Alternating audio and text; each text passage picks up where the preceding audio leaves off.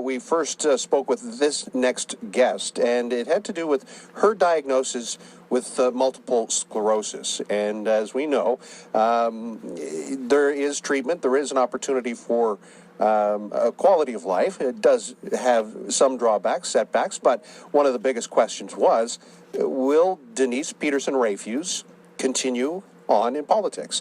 She took a break, and then announced that she is indeed running for office. And Denise Peterson-Rafuse from Chester St. Margaret's our guest here this afternoon, the NDP candidate for that corner of the world. Hugh McKay running for the Liberals, Julie Louisa Chason for the NDP, and Denise is here with us this afternoon. How are you, Denise? How you doing? I'm good, but it's Denise running for the NDP, Sheldon. Yeah, what did I say? You said Julie, but that's okay. Oh, right, yeah. Julie is running, exactly. For the PCs, yeah. For the PCs, yes. My apologies. I'm doing great, Sheldon. With that diagnosis, and we spoke with you at the time, and what it meant, what does MS do? What does the treatment mean for your quality of life? Well, actually, the treatment has helped my quality of life, and what's very good for us in Nova Scotia is that we actually have a great MS clinic that is supported through Dalhousie University, and we have a number of neurologists that work through that clinic, and it gives MS patients the ability to contact somebody if you have any kind of new symptoms. They say that if it occurs within 24 hours is that you contact the MS clinic, and you're assigned a nurse. So you're able to get the issue that you might be having looked at, and it might be a flare-up, or it may not be anything at all. And so that direct contact is really important for MS patients here.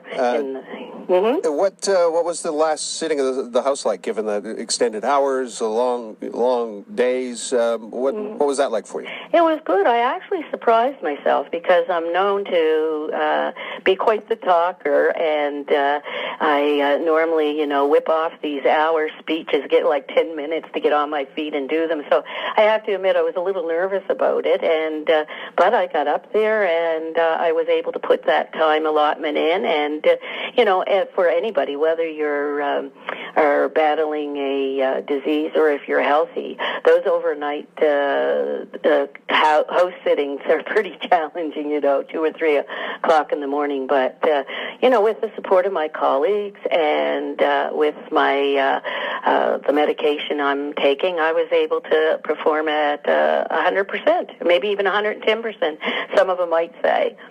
We've got Denise Peterson-Rafuse here with us, the NDP candidate for Chester St. Margaret's. This is your second election or third? This is my third, and it's really important to me because I've worked very hard for Chester St. Margaret's constituency and have brought many projects to the area, a lot of, I think over $50 million worth of paving, and you know how important that is to rural Nova Scotia. And that was while I was in government and also in opposition, and I've developed some very strong relationships within the government and respectful relationships. So that's been very good for me to be able to get things done for my constituency. And this one here, I have to say, Sheldon, is probably the most important election at all for me because of having MS and to be able to say, I have MS, but I can work.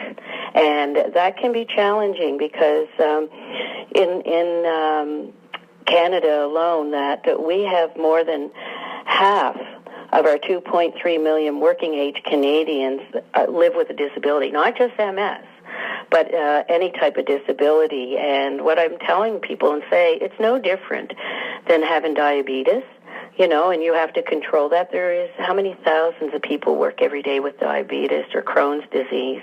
And so MS isn't any different. It's to learn a lot and be quite knowledgeable about the disease you have and what works for you, how to pace yourself, and how to know that if there's some symptoms coming along, what to do about that.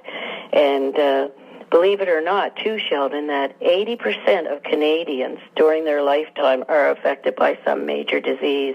So I wanted to get the word out, make sure people know, because unfortunately, I've heard that that has been used once or twice at the doorsteps that, Denise is quite sick and, she's not a good candidate before about that because of that. So, I'm kicking it in the butt, and I want people to know that, yes, Denise is still as powerful, and she's still as strong as she was before.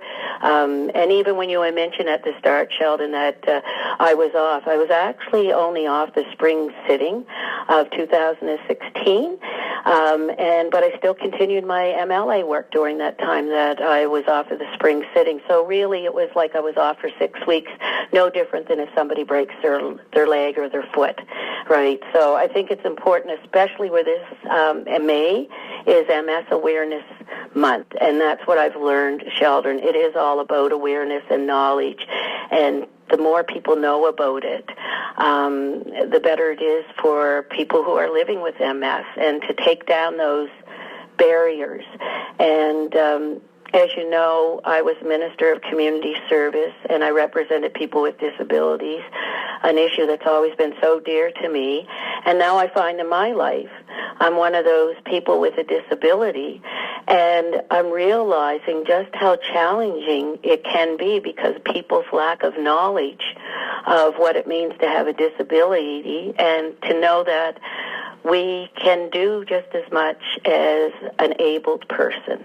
And I don't think there's many able people that don't get tired at some times, or they have some health issue. And when you're looking at that 87% of Canadians sometime in their life are going to be in the same position that I am in, so I'm a very strong candidate, and people know me for the hard work that I have done over the years, and my trustworthiness, my openness with the MS from day one.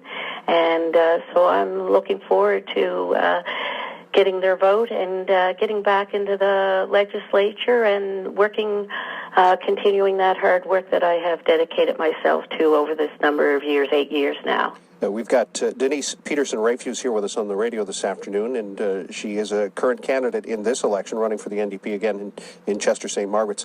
I pulled this article off the MS Society, the national website for the MS Society Canada, and it says the often unpredictable and episodic nature of MS makes it particularly challenging in maintaining an adequate quality of life. You're saying people on the doorstep are telling you someone's making an issue of the fact that you have MS and you're trying to run, you're running for re-election?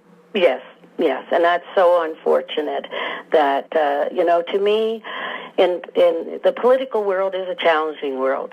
There's no doubt about it, and it can get pretty nasty, but that's really unfair. It's really unfair that, if a candidate or party can't win on their own abilities and what they've got to offer to the constituents, it's pretty sad that they have to start bringing up about one of their opponents that because they're suffering from MS, that they're not going to be able to provide you that same quality of work. And that's why I'm speaking up about that. I'm speaking out about it, and it is MS Awareness Month, so that makes it even more relevant for me to be a voice for people with MS. And people with any other disability too, Sheldon. Mm-hmm. Now, I guess there's one thing to say that's what you're hearing. Do you have any evidence that would suggest that, do you have any proof that that's what's being said other than what you're hearing from the people on the doorstep? Yeah, we're working on that because of the fact that, people are very intimidated to come forward, so I'm not going to say 100% until I get the direct evidence. What we've heard and even myself, not just through people that are canvassing on my behalf, it's myself too that have been at several doors that have relayed that to me. And so that's why I wanted to get it out there that I'm healthy, I'm doing well, and that the service that I will offer is, if I get the privilege and honor to continue this job, that it will be at the high level of service that I have offered for the last 8 years. We did speak with you in the past as well about your use of medical or medicinal marijuana. And some may feel that, clearly it could be a medicine, but how is it that you're able to take it and not be impaired? Because there's different types of ingredients in the medicinal marijuana. And this was all new to me, Sheldon, because if anybody said that I would use medical marijuana, I would have said, oh, there's no way, you know, and I was so against that. But boy, I'll tell you, it's like anything in life. When you put on somebody else's pairs of shoes, do you ever see things differently? And I discovered that the medical marijuana is very helpful, and there are different, they color code them, Sheldon. So what you do is you can get I like the oil the best, and what it does is that there's different oils that you can take that does not steer your judgment whatsoever. That kind of bad stuff is taken out of it. So that oil is specifically for your pain receptors, and it helps with your pain. And then you can get another type that actually helps you with sleep, because most people with a disability, and even people without disabilities, can have chronic sleep problems.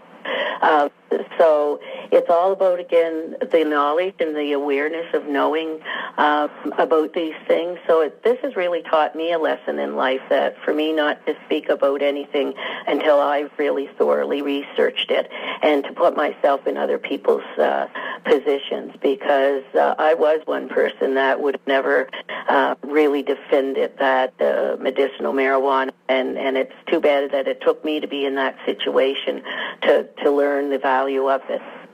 Denise, Peterson-Rafuse, it is MS Awareness Month. We encourage people to learn what they can about this condition, and thank you for speaking up. In fact, we just had a caller say thanks for speaking to Denise. Always believe that more people with disabilities should be running for politics. Thank you for joining us and opening up about what's happening to you. Well, thank you, Sheldon, for taking my call, because if it wasn't for somebody like you that will allow a person like me to give you a call, people wouldn't hear about it. So you're doing your job, and it's a big thank you to you. All right. Denise, take care. Take care, Sheldon. Bye now. Denise Peterson-Rafuse here with us on the program this afternoon, and again, no evidence to suggest that this is a concentrated effort. Could you, in some ways, imagine that perhaps that conversation, this issue comes up? Well, no doubt. She's been very public, Denise has, about what she's going through and the treatment that she's receiving. Is that necessarily a weak point, or is it a weakness, or is this a show of strength? I don't want to dwell on the nastiness of politics. We all know that can sometimes turn the page. We saw a number of incidents over the last few days that speak to the fact that we're talking about people who perhaps do something outside of the bounds of fair play. And somebody clearly for this young man from Pictou East held on to a tweet for a couple of years. Did they know he was running for office at some point? Does this speak to perhaps the longevity of social media? I read Kylie Harris's letter, the one he wrote today, and good for him for, taking some ownership, or at least writing this letter. Not necessarily as contrite as I thought it might be. It did to me, and I don't know Kylie Harris